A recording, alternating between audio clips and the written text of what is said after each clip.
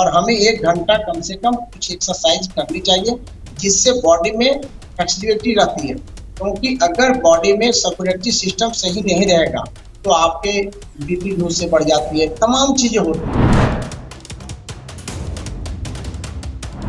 छोटा छोटा भूल करके ना बड़ी बड़ी बीमारियां पाल लेते हैं। अब बताइए ना, हमें बुखार लगती है, एक दिन हम नहीं रह सकते हैं, बुखार जो चढ़ती है हम क्या करते हैं कि दवाइयां खा लेते हैं। पहले के भी लोग बोलते थे कि भाई बुखार लगे ना तो 2 दिन 1-2 दिन रुकना चाहिए, तो दवा नहीं लो, क्योंकि आम बन जाता है। बिना भूख के अगर आप खाना खा रहे हैं तो समझिए कि आप भूख का बुलावा दे रहे हैं।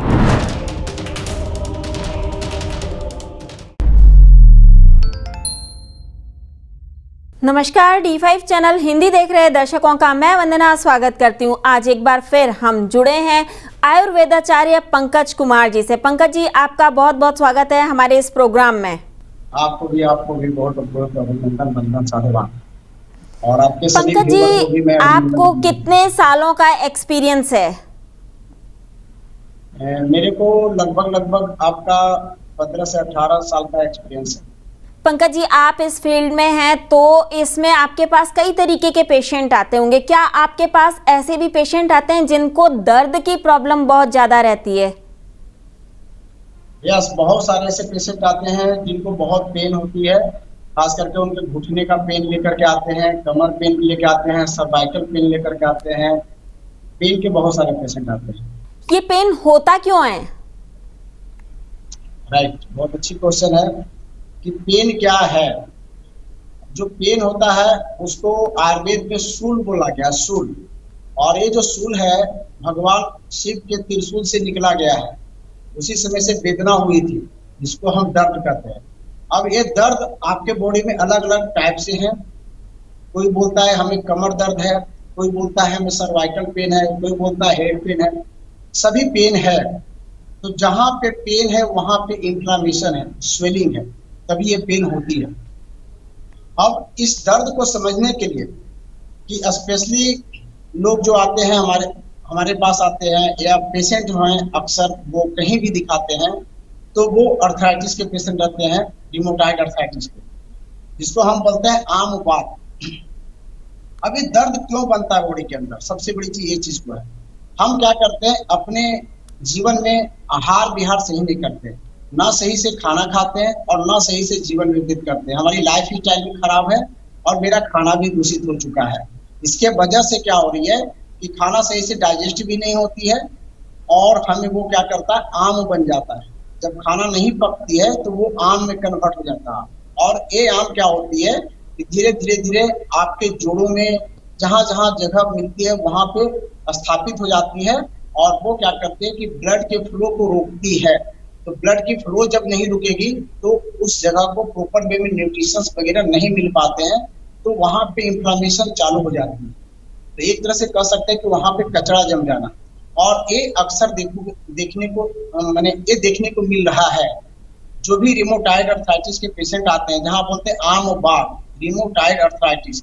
आम माने क्या हुआ, बिना पका हुआ भोजन, और बात माने हवा, यानी बिना पका हुआ भोजन को जब वायु लेकर के घुटने में, कमर में कहीं पहुंचा देते हैं तो वो वहां पे क्या होती है, वो एरिया दूषित हो जाती है। उस एरिया में जो भी आपके टिश्यूज हैं उनको हेल्दी फूड नहीं मिल पाता है, न्यूट्रिशन नहीं मिल पाता है, तो वो क्या होते हैं, तड़पते हैं। इसके एक तरह से इंफ्लेमेशन हो जाते हैं और वो पेन देता है। इस प्रकार के कहीं भी पेन हो सकता है। आपके सर्वाइकल स्थिति में हो सकती है, हमारे वो आपके रीढ़ में हो सकती है, हमारे घुटने में हो सकती है, हमें नी में हो सकती है, हमारे एड़ियों में हो सकती है, कहीं भी पेन हो सकती है। जहां पे जाकर के आम रुकेगी तो वो करेगी। ऐसे आयुर्वेद में 3 चीज मुख्य बताया गया है। एक रिमोटाइड अर्थराइटिस, आमवात, एक ऑस्टियोआर्थराइटिस, संधिवात, और एक बताया जाता है गॉट अर्थराइटिस। तो उसे कहते हैं वातरक। ये 3 तरह के मुख्य हम लोग देखते हैं कि पेन के पेशेंट मेरे पास आते हैं अक्सर। कौन कौन से टेस्ट होते हैं इसके, किन टेस्ट के जरिए पता चलता है कि आपको पेन हुआ है या इस टाइप का अर्थराइटिस है? देखिए, इसमें मुख्यतः लोग आरए फैक्टर चेक करवाते हैं कि आरए पॉजिटिव है तो आपको बोलते हैं कि रिमोटाइड आर्थराइटिस है। इसके बाद यूरिक एसिड चेक करवाते हैं कि आप में यूरिक एसिड का एक लेवल जो होता है उस लेवल से अगर ज़्यादा हाई है, जनरली देखा जाता है कि जिसकी लेवल यूरिक एसिड का 5+, 6+ रहती है तो उनको पेन होना चालू होती है। कभी कभी ये भी देखा गया है कि किसी का यूरिक एसिड 7 से भी ऊपर है लेकिन फिर भी पेन नहीं होता है। वो अलग अलग वो व्यक्ति पे निर्भर करता है, लेकिन वो यूरिक एसिड की जांच है, आरए फैक्टर की जांच है, ईएसआर जांच होती है, उसमें भी इन्फ्लामेशन बताते हैं कि बॉडी में कितना इन्फ्लामेशन है। तो इन जांच से पता चलता है कि आपको आर्थराइटिस है। और ऐसे बॉडी सिम्टम भी देती है क्योंकि वहाँ पे स्वेलिंग भी होती है और छूने में भी दर्द होती है। जब हम चलते हैं, कोई एक्टिविटीज करते हैं तो भी पेन होता है। तो इन सब चीज़ों को देखा गया है वहाँ पे। इसके अलावा आप हमें ये भी बताएं कि खाने पीने में क्या सावधानियां रखनी चाहिए, क्या खाना चाहिए, क्या नहीं खाना चाहिए? ओके, बहुत अच्छी क्वेश्चन है। देखिए, रिमोट आर्थराइटिस में खास करके जो पेन होती है, आप जैसे यहाँ पे क्वेश्चन किए थे कि पेन क्या है, सबसे पहली बात है तो मैंने उसका आंसर दिया था।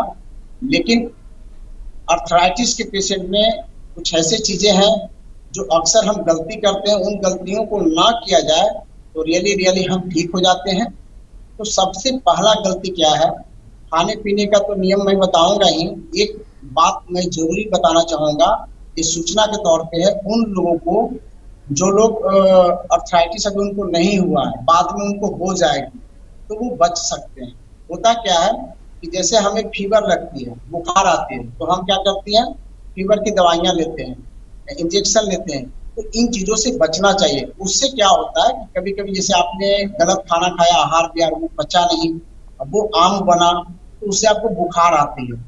तो बुखार आती है तो आप क्या करते हैं, पेन किलर लेते हैं, सॉरी आप फीवर के लिए दवाई लेते हैं, पैरासीटामोल वगैरह लेते हैं। उससे क्या होती है कि आपकी फीवर तो उतर जाती है लेकिन आम की पाचन नहीं होती है। आयुर्वेद बोलती है कि आम अगर नहीं पचेगी तो वो आम क्या करेगी, आपके अंदर इन्फ्लामेशन पैदा करेगी। वो आम अगर आपके बॉडी के अंदर रुक जाएगी तो आपके अंदर विष पैदा कर देगी, क्योंकि वो कचरा होता है। आम किसे कहते हैं कि जो भोजन, जो आहार मैंने खाया वो पचा नहीं, तो जब वो पचेगा नहीं तो बॉडी उसको डाइजेस्ट नहीं कर सकती, रिसीव नहीं कर सकती, और वो पेट में पड़ा रहता है। धीरे धीरे इसको वायु सभी जगह पे, सभी स्रोतस में पहुंचा देते हैं, आपके घुटने में, कमर में, कहीं भी पहुंचा देंगे, जहां उनको जगह मिलती है वहां पे पहुंचा देते हैं, वो पेन देता है। तो हमें आहार विहार गलत कर रहे हैं। हम ये देखते हैं लोगों को कि भूख नहीं लगी हुई है, बिना भूख के खाना खा रहे हैं, तो समझिए कि कहीं ना कहीं आम बनेगा आपके अंदर। तो बिना भूख के खाना खाना और अपथ्य आहार का सेवन करना, विरुद्ध आहार का सेवन करना। जैसे मैंने खाना खाया और खाना खाने के बाद कुछ स्निग्ध चीजें, ठंडी चीजें खाते हैं तो वो क्या करती है, अग्नि को स्लो कर देती है, अग्नि को एक तरह से बुझा देती है। तो अग्नि उस खाना को नहीं पका पाती है तो वो आम बन जाता है। वो धीरे धीरे आपके बॉडी में रुकने लगती है और हम लगातार ये गलती करते रहते हैं। और जब पेन होता है, पहली पेन होता है, घुटने में दर्द को कहीं भी होता है, तो हम तुरंत क्या करते हैं, मेडिसिन लेते हैं। तो दूसरा गलती वो करते हैं। और कोई कॉम्प्लिकेशंस होता है तो उसका मेडिसिन लेते हैं। यानी जो रूट ऑफ कॉज है कि अपने आहार को संतुलित खाया नहीं, वो खाना पची नहीं, वो आम बनी, उसका कभी सॉल्यूशन नहीं करते। तो हम ये कहेंगे कि आप अपने दिनचर्या में जब सनलाइट हो तब तक खाना खाएं और भूख लगे तो खाएं, और जितना भूख है उतना खाएं। और खाना खाने के बाद अगर कोई भी खाना खाते हैं तो ज्यादा अस्निग्ध चीजों को सेवन न करें, विरुद्ध आहार नहीं करें। विरुद्ध आहार के मतलब होता है कि दो आहार अगर इक्वल हो और उसकी तासीर अलग हो, कोई ठंडा हो कोई गर्म हो, अगर दोनों आप खाएंगे तो वो क्या करेगी, आपके अंदर विष बना देंगे, वो पचेगी नहीं। तो विरुद्ध आहार से हमें बचना चाहिए। जैसे फॉर एग्जाम्पल में हम लेना चाहेंगे कि अभी आपने रोटी और सब्जी खाया, इसके बाद आप खीर खा लिए, तमाम ऐसी गलतियां करते हैं। हम क्या करते हैं कि पार्टी शादी कहीं भी जाते हैं अक्सर, तो हम गर्म गर्म चीजें खाते हैं, उसके बाद आइसक्रीम तमाम चीजें खाते हैं, तो ये क्या करती है, विरुद्ध आहार हो जाती है और वो डाइजेस्ट नहीं हो पाती, अपच हो जाती है, अब वो हमें बीमार करता है। इसके बाद अपने लाइफ स्टाइल, हम क्या करते हैं कि अपने बॉडी को एक्सरसाइज नहीं देते हैं।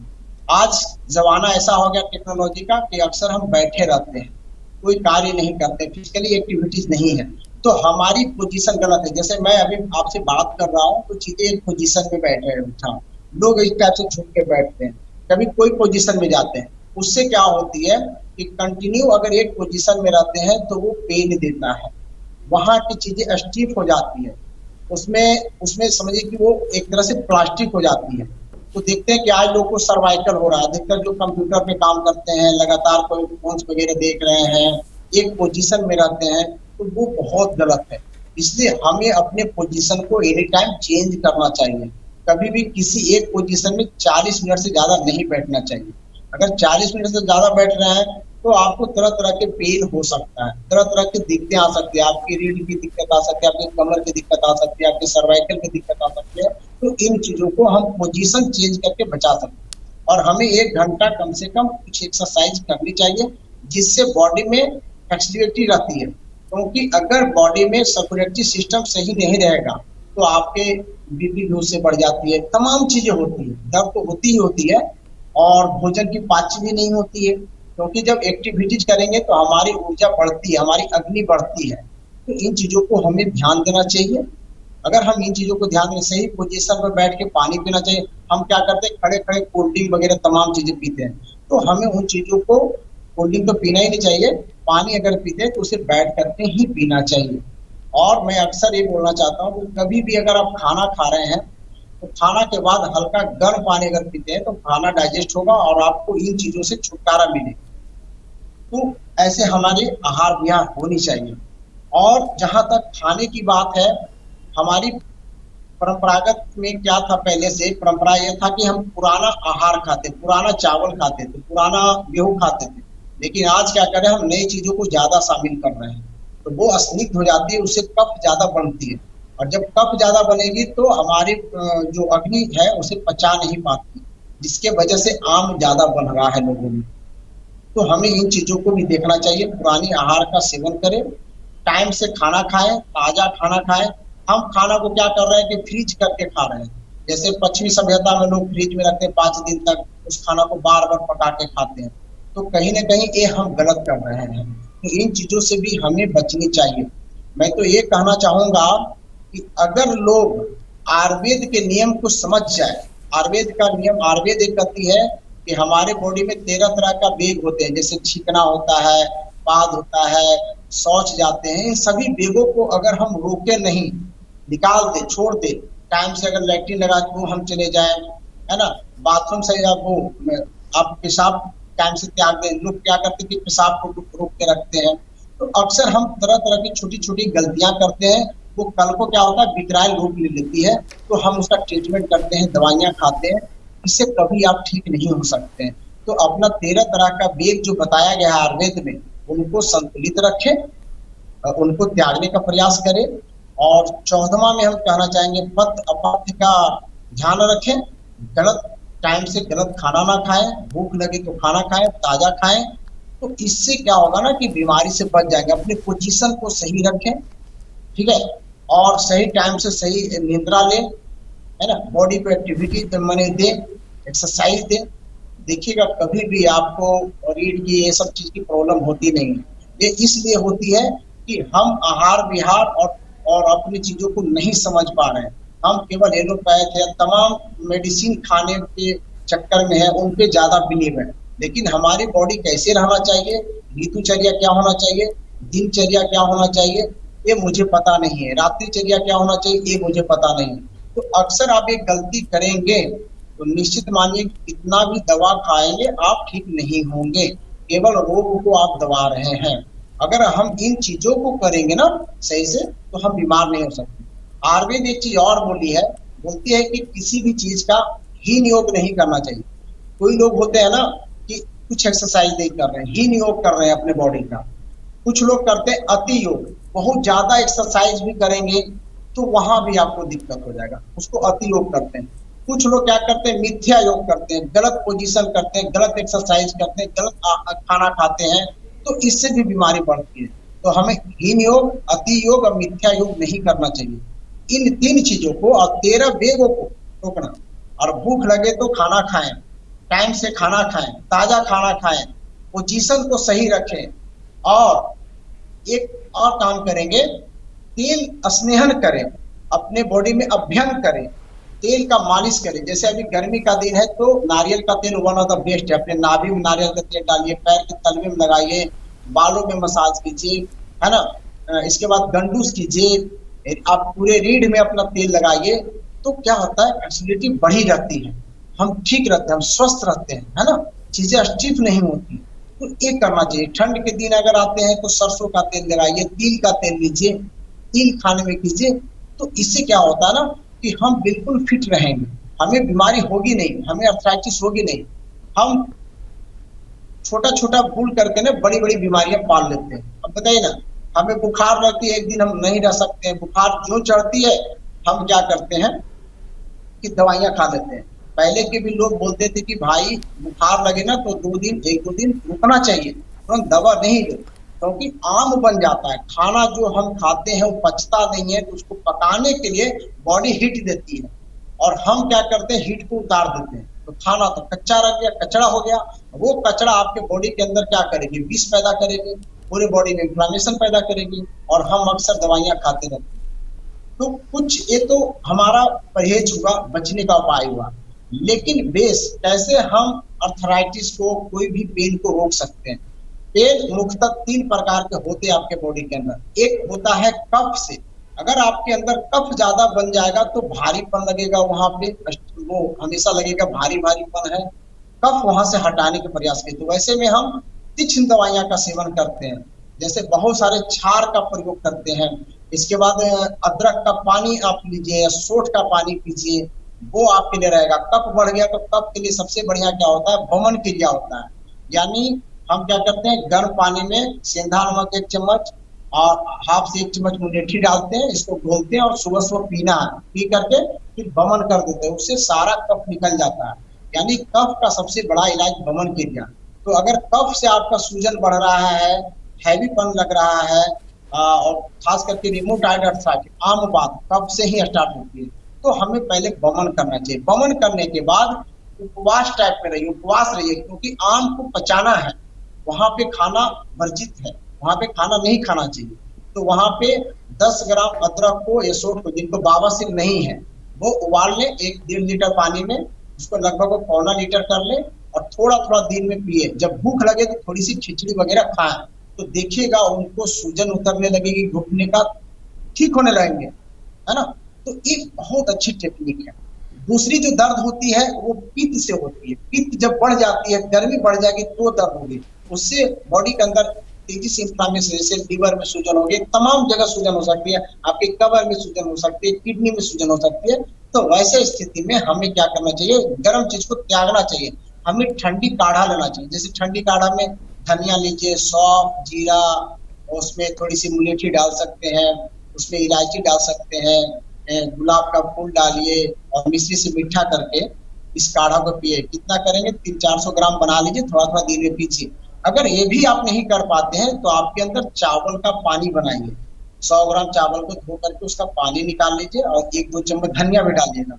इस पानी को आप थोड़ा थोड़ा पीजिए, देखिए आपका सूजन चली जाती है, सूजन निकल जाती है, यानी पित्त ठीक हो जाती है। पेट पे पट्टी रखना चाहिए ऐसे लोगों को, पेट पे मट्टी का लेप करना चाहिए जिनको पित्त बढ़ी हुई है, सूजन जिससे दर्द है, तो वो ठीक हो जाती है। इसके बाद बात का दर्द आता है, वायु। तो वायु के दर्द में क्या होगा कि सॉरी एक चीज और मैं बताना भूल गया, पित्त के दर्द में अक्सर आपको जब छूने में दर्द होता है, जलन होता है, दाह होता है, तो समझिए कि पित्त का दर्द है ना। यूरिन त्याग रहे तो उसमें जलन हो सकता है, तो वो पित्त का दर्द है। और वायु का दर्द होगा जिसमें खिंचाव होगा, लगता है कि सुई की तरह चीजें चुभो रही है, कोई चीड़ रहा है, फाड़ रहा है, चाकू मार रहा है। तो वैसे दर्द में हमें क्या करना चाहिए, बात को शांत करने वाला अभ्यंग क्रिया करना चाहिए, यानी तेल की मालिश करना चाहिए, हमें बस्ती क्रिया करना चाहिए। बस्ती क्रिया वायु का सबसे बड़ा इलाज है। आयुर्वेद में बस्ती, लेकिन लोग आज नेचुरोपैथ में उसको एनीमा बोलते हैं, पानी का एनीमा लेते हैं। लेकिन हमारे सिद्धांत में, आयुर्वेद में बस्ती क्रिया बताया गया। बस्ती क्रिया वायु के लिए बहुत अच्छा है। और मैं एक पॉइंट भूल गया था, पित्त के लिए, पित्त को शांत करने के लिए सबसे बढ़िया क्रिया होता है विरेचन, यानी कुछ दवा खा करके पेट को साफ करते हैं, मोशन लाते हैं। तो विरेचन पित्त के बहुत अच्छी इलाज है। और कफ के लिए बमन बोला, और वायु के लिए, वायु के दर्द के लिए बस्ती क्रिया दीजिए, वायु का दर्द शांत हो जाता है। इसके अभ्यंग कीजिए, तेलों का मालिश कीजिए, नाभि में तेल डालिए। इसके बाद कुछ तेल को पीना रहता है, जैसे आप नीम का तेल वगैरह यूज करते हैं, या एरंड का तेल वन ऑफ द बेस्ट है। एरंड का तेल अगर आप गर्म पानी में डाल के पीते हैं तो वो भी वायु को शांत कर देता है। या एरंड का तेल दूध में डाल के, जैसे मान लीजिए कि 1 गिलास दूध है, उसमें 10 ml एरंड का तेल आप डाल के रात में पीते हैं तो पेट भी बहुत अच्छा साफ हो जाएगा, वायु भी शांत हो जाती है। तो इन छोटे छोटे प्रयोग करके अपने आप को हम बचा सकते हैं सभी दर्दों से। दर्द एक प्रकार के नहीं होता, एक तरह का इलाज नहीं हो सकता। हम अक्सर अपने प्रैक्टिस की बात कर रहा हूँ, एक किडनी के दर्द क्या आते हैं, बहुत तेज पेन है किडनी में, वो तड़प रहे हैं, उनको ठंडा काढ़ा देता हूँ, तुरंत ठीक हो जाते हैं, 10 मिनट में दीजिए ठीक हो जाएगा। लोग गॉल ब्लैडर में सूजन जब हो जाती है, स्टोन बन जाती है, तो लोग तड़पते हैं दर्द से, बहुत तेजी पेन होती है। तो वहां पे क्या होता है, वहां भी इन्फ्लामेशन होता है। तो वहां पे कभी भी गर्म चीज नहीं देना चाहिए, वहां पे ठंडी काढ़ा दे दीजिए, वहां पे सौंफ दे दीजिए, वहां पे धनिया दे दीजिए, जीरा दे दीजिए, इलायची दे दीजिए, चंदन पाउडर दे दीजिए, चंदन का लेप लगा दीजिए, 100% पेशेंट ठीक हो जाएगा। वो बोलेगा यार जो 8 से 10 दिन जिसको ठीक करते हैं अस्पताल में, उसको आप 1 दिन में ठीक कर सकते हैं। मैं तो 1 दिन में क्या, घंटों में ठीक कर देता हूँ, चाहे कोई भी पेन वाला पेशेंट आए। तो पेन अलग अलग है, पेन के अगर बेस को आपने पकड़ लिया कि पेन किस टाइप का है, वो किस टाइप से सूजन हो रहा है, तभी ठीक कर पाएंगे। हम गलती क्या करते हैं कि जब भी पेन किलर के रूप में सोठ देते हैं, गर्म चीज देते हैं अक्सर, तो एक गलती हो जाती है। तो हमें पहले बेस पकड़ना चाहिए कि वहां पे क्या हो रहा है, वहां पे वायु बढ़ रही है, वहां पे कफ है, या वहां पे पित्त बढ़ा हुआ है, गर्मी बढ़ा हुआ है। तो इस प्रकार हम सभी चीजों का मैनेजमेंट करते हैं। चाहे घुटने का दर्द है, अब घुटने का लोग जो पेशेंट आते हैं तो वो एक प्रकार का पेन नहीं होता है, उसमें भी देखा जाता है कि क्या डोमिनेट कर रहा है, बात, पित्त, कफ, उसके बिहेव पे जब इलाज करते हैं ना तो पेशेंट आराम से ठीक हो जाता है। डॉक्टर पंकज, आपने बात करी मालिश करने की, तो मालिश के लिए कौन सा तेल और उसके अंदर क्या क्या चीजें डाली जानी चाहिए? राइट, बहुत अच्छी बात है। अगर मालिश में अगर तेल बनानी है तो घरेलू तेल एक बताता हूँ, बहुत अच्छा है। आप सिंपली सरसों का तेल ले लीजिए 300 ग्राम, उसमें 5 ग्राम तेज पत्ते डाल दीजिए, 5 ग्राम लौंग, 5 ग्राम दालचीनी, 5 ग्राम जायफल, और 1 पोटली उसमें कूट के लहसुन डाल दीजिए, 1 चम्मच उसमें आप सेंधा नमक डाल दीजिए, और 10 ग्राम अदरक का रस डाल दीजिए। इन सभी चीजों को पका लीजिए, जला लीजिए। जब ये जल जाएगी तो तेल को छान के निकाल लीजिए, और उसमें 5 से 10 ग्राम कपूर मिला दीजिए, और इस तेल को रख लीजिए। ये तेल घरेलू तेल है, तुरंत बना सकता है कोई भी, और कहीं भी हल्का गुनगुना लगाएंगे ना तो पेन पे बहुत अच्छा काम करता है, बहुत अच्छी पेन किलर बन जाएगी। डॉक्टर पंकज, इसके अलावा आप हमारे दर्शकों को क्या सावधानियां रखने के लिए कहेंगे? हाँ, देखिए सबसे बड़ी सावधानियां हम ये बोलते हैं लोगों को कि बिना भूख के खाना ना खाएं। बिना भूख के अगर आप खाना खा रहे हैं तो समझिए कि आप भूख का बुलावा दे रहे हैं। दूसरा सावधानियां ये कहेंगे कि अगर रात में खास करके अगर किसी को भूख लग गया, वो खाना अगर खा भी लिए, भूख लगा हुआ है तो वो खाएंगे, जाहिर सी बात।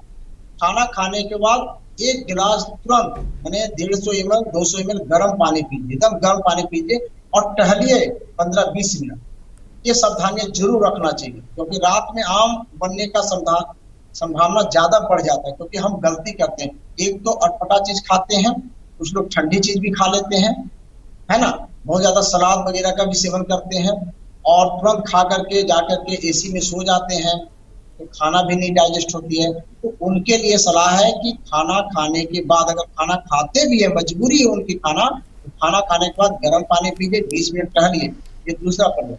और उनको क्या करना है कि कभी भी खाना अगर आप खाते हैं खाना खाने के बाद स्निग्ध चीज नहीं लीजिए। जैसे कोई भी खाना आप खाते हैं, जैसे घर का खाना आपने खाया, खूब खाया, तो उसमें कोई भी ठंडी चीजें, ज्यादा हैवी चीजें नहीं खाइए, उससे भी खाना आपको नहीं पचेगी और वो जाकर के आगे चल के दिक्कत करेगी, आपको बीमारी देगी, यानी आपको पेन देगी, आपको रिमोटाइड अर्थराइटिस दे सकती है, आपको गॉट अर्थराइटिस दे सकती है। इन सभी चीजों से आप बच जाएंगे अगर इन चीजों को करेंगे तो। डॉक्टर पंकज, हमसे जुड़ने के लिए आपका बहुत बहुत धन्यवाद। Thank you. अगले एपिसोड में आपसे फिर मुलाकात होगी, तब तक के लिए नमस्कार।